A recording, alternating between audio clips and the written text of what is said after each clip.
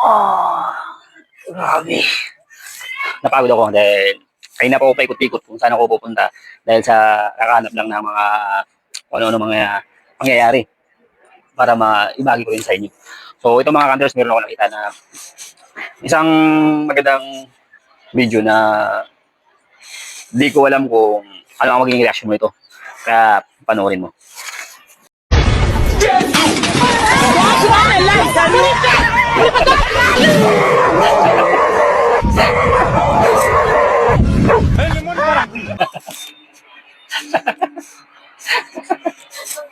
Oo, di ba? Nakita mo? Ano ang naging reaction mo sa nakita mong yun?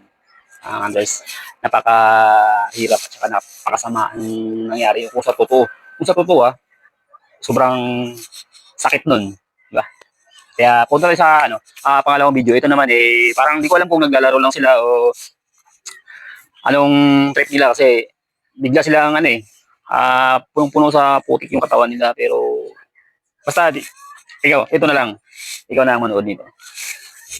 Wag Lods, wag. Nako, sabi na nga wag. Ayan na. Ayan na, di. Bumaon. Sabing wag eh.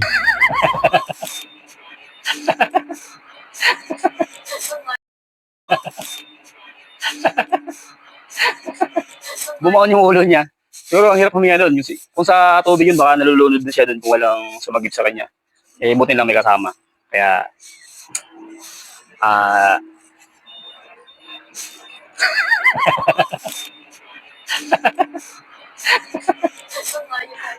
kaya nakaligtas pa rin siya. Kaya ingat.